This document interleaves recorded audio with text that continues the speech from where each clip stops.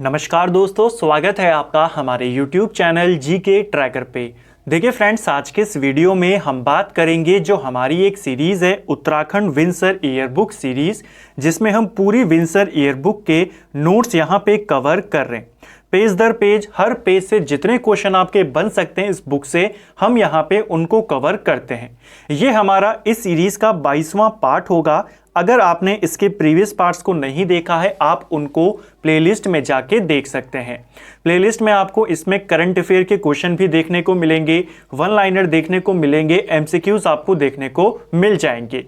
आज के इस वीडियो में हम उत्तराखंड के भूगोल से रिलेटेड कुछ वन लाइनर को यहाँ पर देखेंगे, साथ में एक्स्ट्रा फैक्ट को भी कवर करेंगे।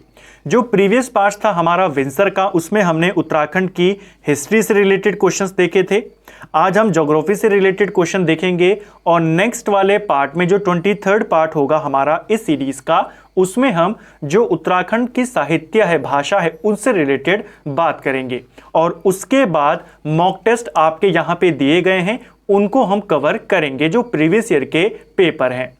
तो उम्मीद करता हूँ इस सीरीज से भी आपको काफ़ी फायदा मिल रहा होगा।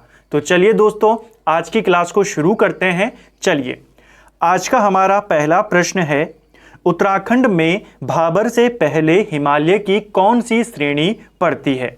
देखिए, उत्तराखंड का जो भौगोलिक क्षेत्र, अगर हम बात करें कितने भौगोलिक प्रदेशों में उत्तराखंड को बांटा गया है, 8 भौगोलिक प्रदेशों में। ठीक है, अगर हम ऊपर से नीचे की ओर की बात करते हैं, सबसे ऊपर आप जानते हैं ट्रांस हिमालय है, उसके बाद आपका वृहत हिमालय, फिर आपका लघु हिमालय आ जाता है, फिर आपके जो दून घाटियां हैं वो आ जाती हैं, उसके बाद आपका शिवालिक पड़ता है और यहां पर पड़ता है आपका भाबर।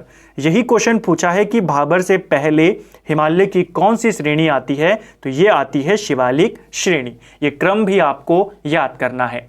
उत्तराखंड का जो पूरा भौगोलिक स्थिति है, उत्तराखंड की जो विस्तार है, अक्षांश, देशांतर, उन सब के ऊपर एक अलग सा वीडियो बना हुआ है। उत्तराखंड टॉपिक वाइज सीरीज में जाके आप उसको देख सकते हैं। चलिए, नेक्स्ट है हमारा, वृहत हिमालय और शिवालिक हिमालय के मध्य कौन सा भाग स्थित है। देखिए, अभी मैंने आपको ऊपर से पूरा क्रम बताया, उसमें अगर आप देखेंगे जो आपका वृहत हिमालय है, जिसे हम महान हिमालय भी कहते हैं, महा हिमालय, मुख्य हिमालय, आंतरिक हिमालय, सब इसको बोलते हैं। और शिवालिक हिमालय, इन दोनों के बीच में आता है आपका लघु हिमालय। इसे आपको याद करना है। ठीक है, पूछा जा सकता है। नेक्स्ट है, वृहत हिमालय के बाद के भाग का क्या नाम है। तो हमने यहां पर बात करी कि यहां पर आपका वृहत हिमालय आता है और इसके बाद जो आता है उसे हम कहते हैं ट्रांस हिमालय। ठीक है, ये क्रम पूछे जाते हैं तो आपको इसे याद करना है। उत्तराखंड में सर्वोच्च पर्वत चोटी की ऊंचाई कितनी है। अब आपको यह पता होना चाहिए कि सबसे ऊंची पर्वत चोटी कौन सी है, तभी आप बता पाएंगे कि यह पूछ क्या रहा है। यहां पर क्वेश्चन ये नहीं पूछा है कि पर्वत चोटी का नाम बताइए, क्वेश्चन पूछा है जो उत्तराखंड की सर्वोच्च पर्वत चोटी है उसकी हाइट बतानी है। आप सभी जानते हैं जो नंदा देवी चोटी है आपकी चमोली जनपद में है, नंदा देवी पश्चिमी वाली। ठीक है, क्योंकि उत्तराखंड में 2 हैं, एक पश्चिमी है, एक पूर्वी है। तो जो पश्चिमी है वो सबसे लंबी चोटी है उत्तराखंड की, जिसकी ऊंचाई है 7,817 मीटर। इसे आपको याद करना है। ठीक है, दूसरे नंबर की कौन है, तो दूसरे नंबर पे आता है कामेट पर्वत।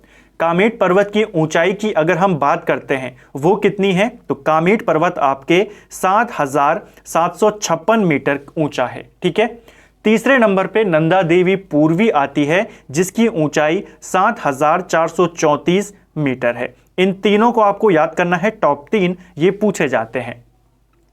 नेक्स्ट है हमारा, 5 शिखरों वाली पर्वत श्रेणी का नाम क्या है।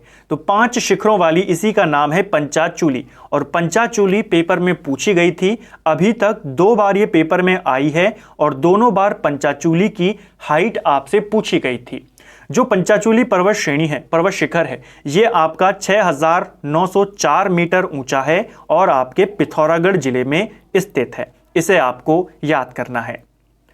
नेक्स्ट है हमारा, शिवालिक के पाद प्रदेश में स्थित है। शिवालिक के पाद प्रदेश में स्थित है, यानी कि जो आपकी हिमालय की सबसे बाहरी पर्वत श्रेणी है शिवालिक, यहाँ पर शिवालिक हो गई। यहाँ से आपके मैदानी इलाके शुरू हो जाते हैं, ठीक है। तो सबसे पहले आपका आता है भाबर, ठीक है, उसके बाद तराई क्षेत्र और फिर गंगा का मैदानी इलाका।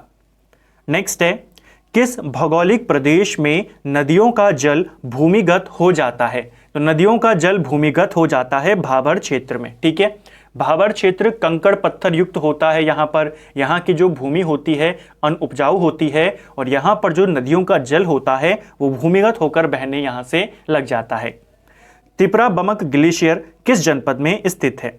काफ़ी इंपॉर्टेंट ग्लेशियर है तिपरा बमक ग्लेशियर, ये आपके चमोली जनपद में स्थित है। अगर हम चमोली के अन्य ग्लेशियरों की बात करें, पूछे जाते हैं, चमोली में आपका दूनागिरी ग्लेशियर है, हिपरा बमक ग्लेशियर है, Satopanth glacier, Bhagirathi glacier, Badrinath glacier, ये सारे ग्लेशियर आपके कहाँ हैं? चमोली जनपद में स्थित हैं। रालम ग्लेशियर किस जनपद में स्थित है? एक और महत्वपूर्ण ग्लेशियर रालम ग्लेशियर, ये आपके पिथौरागढ़ जिले में स्थित है।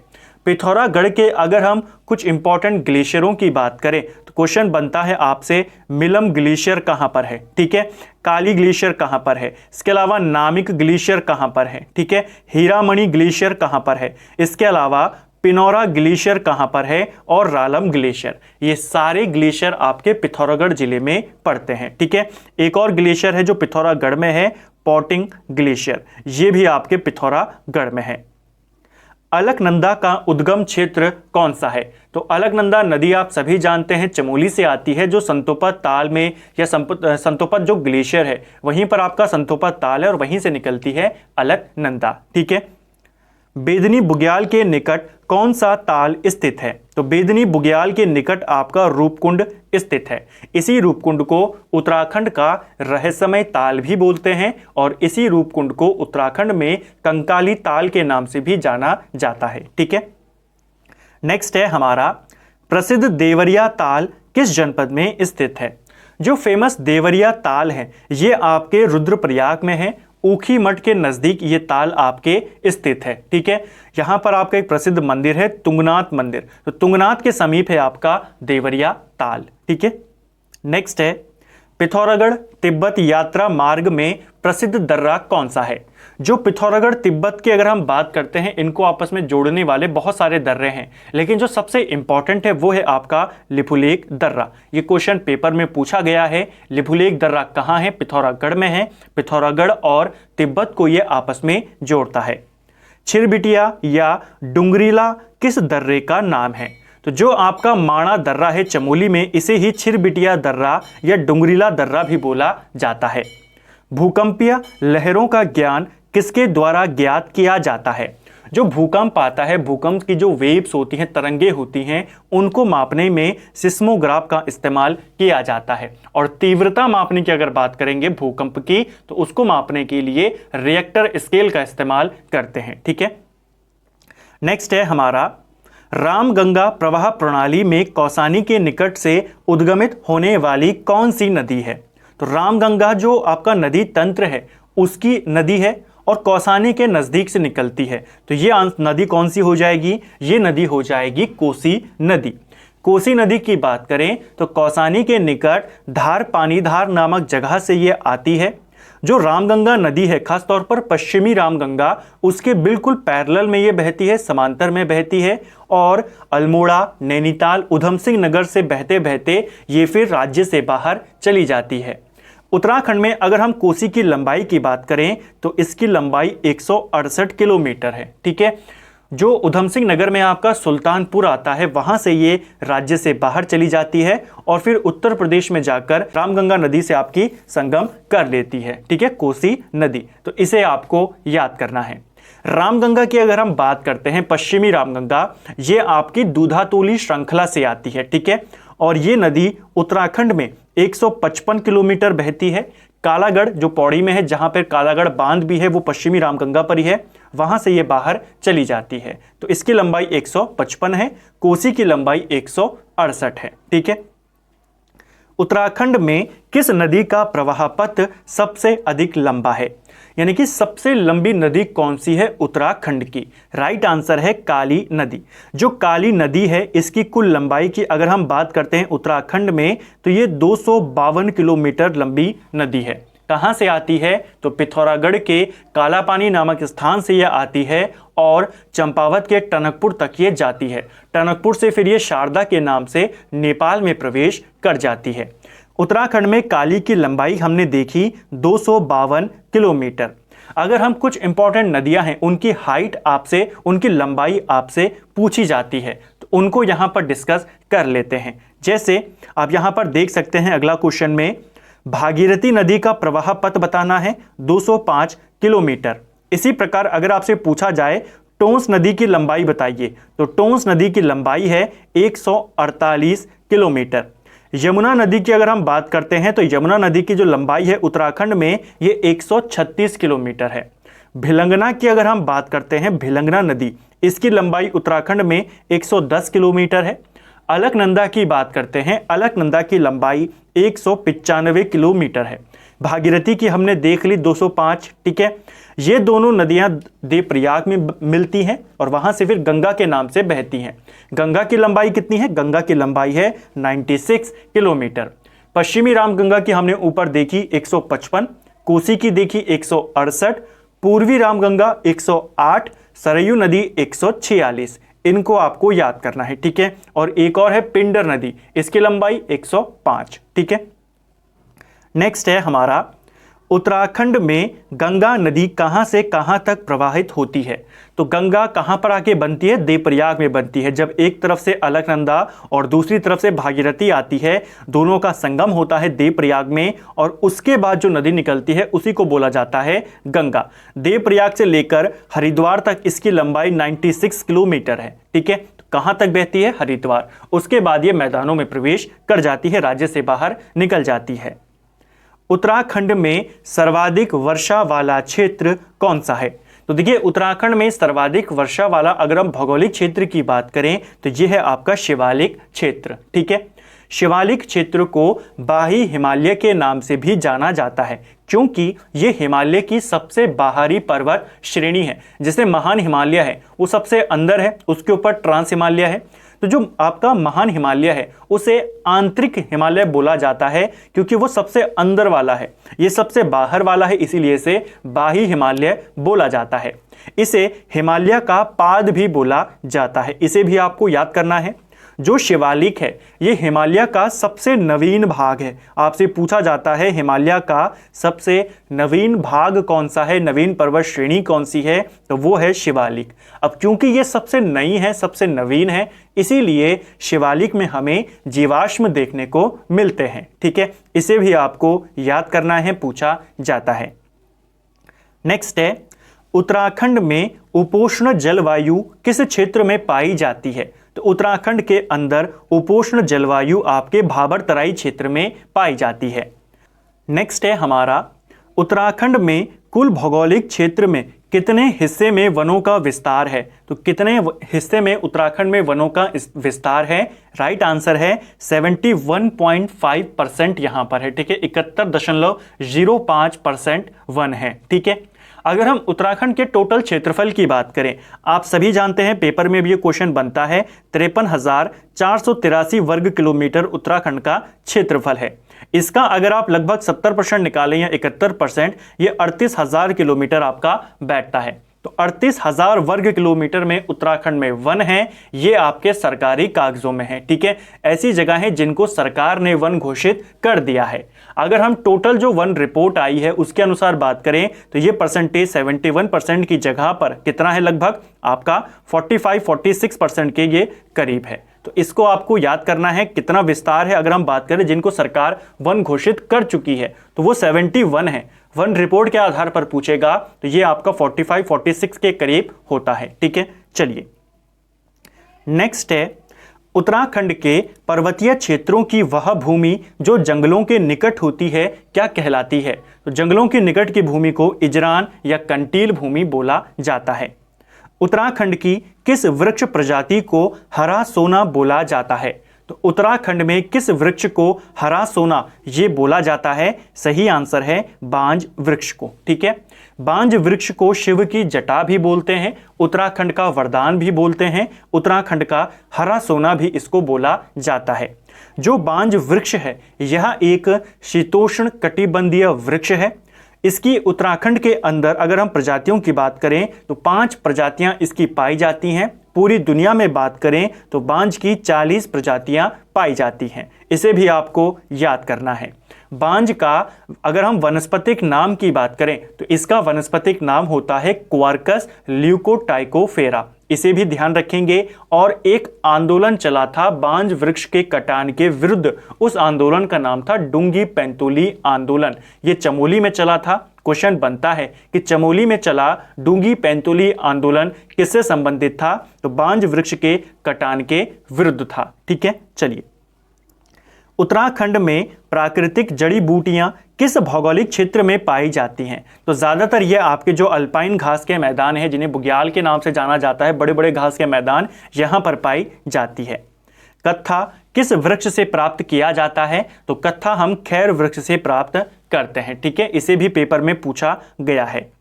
पर्वतीय क्षेत्रों में जल संरक्षण के लिए किस तरह की वृक्ष प्रजातियां उपयोगी मानी जाती हैं? तो पर्वतीय इलाकों में जल संरक्षण के लिए किस प्रकार की जो वृक्ष की प्रजातियां हैं वो अच्छी मानी जाती हैं? तो चौड़ी पत्ती वाले वृक्ष अच्छे माने जाते हैं।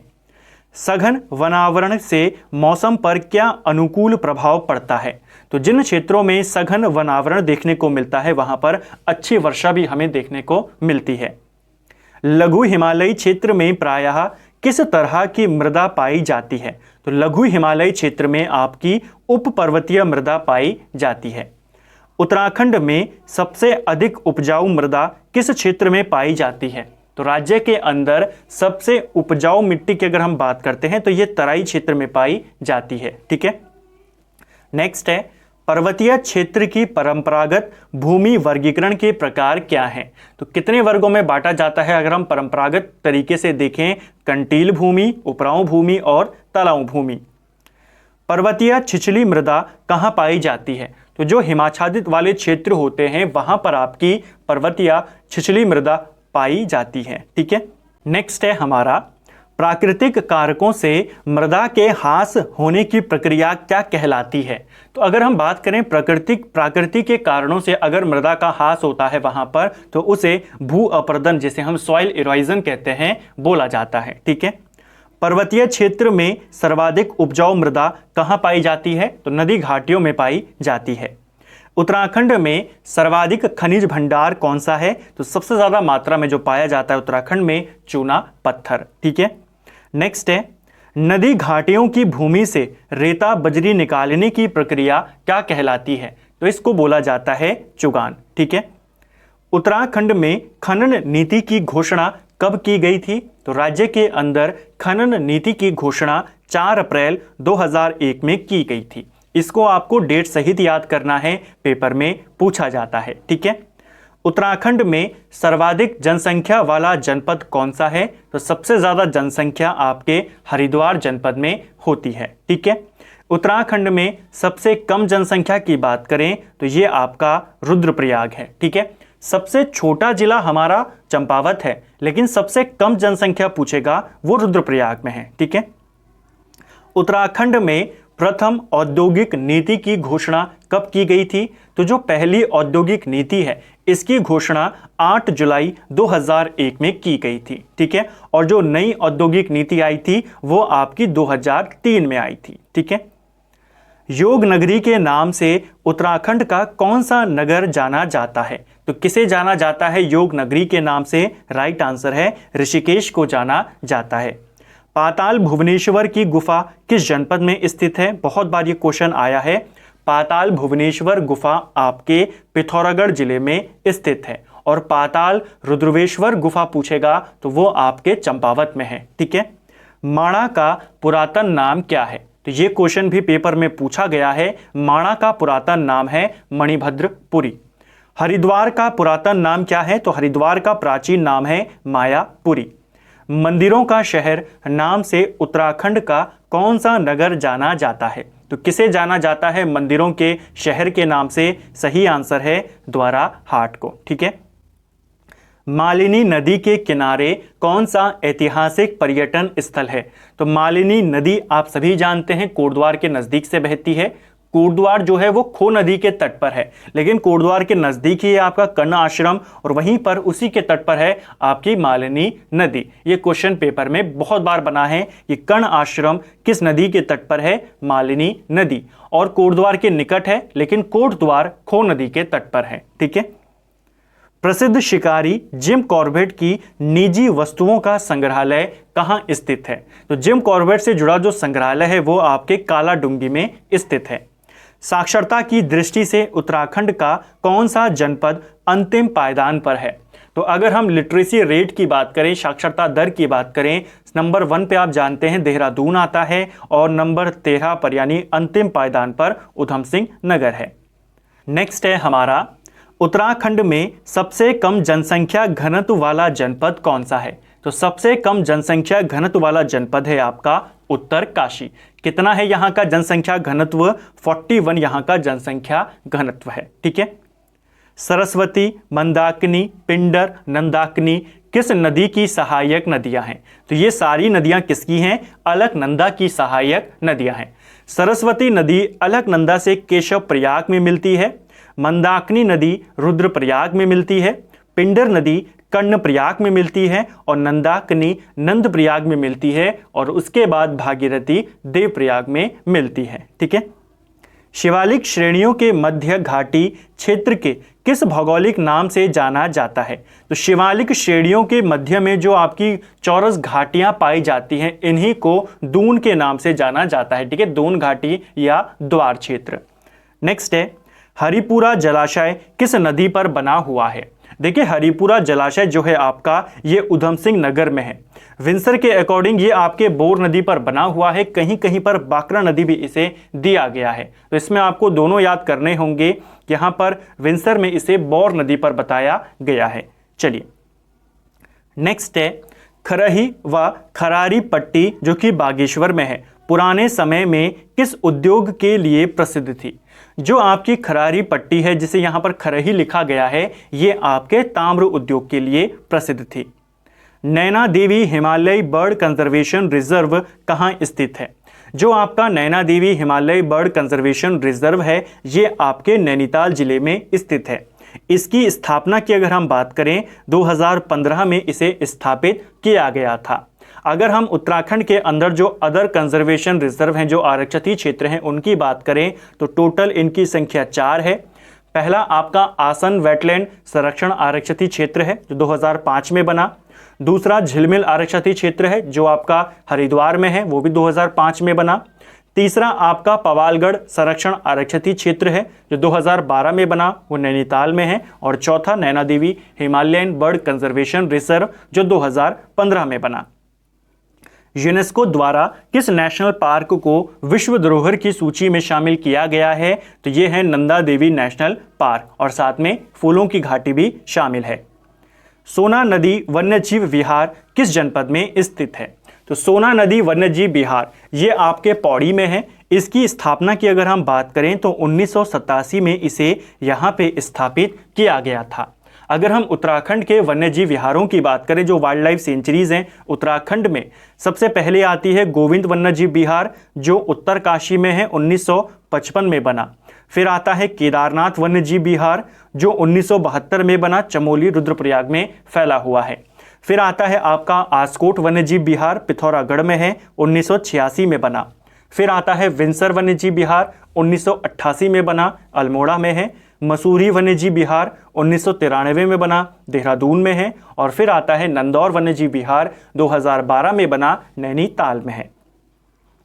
उत्तराखंड के किस वृक्ष के गोंद से बिरोजा व तारपीन के तेल का निर्माण किया जाता है? तो किससे किया जाता है? चीड़ वृक्ष से किया जाता है। उत्तराखंड के किस जनपद में वहां के भौगोलिक क्षेत्र में कुल वन आवरण का प्रतिशत सबसे अधिक देखने को मिलता है? यानी परसेंटेज में पूछा जा रहा है वन क्षेत्रफल कहां सबसे ज्यादा है, तो ये आपके नैनीताल में सबसे ज्यादा है। इसे भी आपको याद करना है। जो लेटेस्ट रिपोर्ट आई है वन रिपोर्ट, उसके ऊपर हमने ऑलरेडी वीडियो बनाया हुआ है। बीएस नेगी वाली सीरीज में भी आपको वो टॉपिक वहां पर मिल जाएगा। तो फ्रेंड्स, ये था हमारा विंसर ईयर बुक सीरीज का। आज हमने यहाँ पे 22वां पार्ट कवर किया। उत्तराखंड की ज्योग्राफी से रिलेटेड कुछ इंपॉर्टेंट क्वेश्चंस को हमने यहाँ पे देखा। ये क्वेश्चन आपसे पेपर में पूछे जा सकते हैं। इसके अलावा अगर आप ज्योग्राफी को और अच्छी तरीके से पढ़ना चाहते हैं, पूरे टॉपिक अगर आप एक जगह पर पढ़ना चाहते हैं, तो जैसा मैंने शुरुआत में कहा, एक वीडियो इसके ऊपर ऑलरेडी बना हुआ है, आप इसको देख सकते हैं।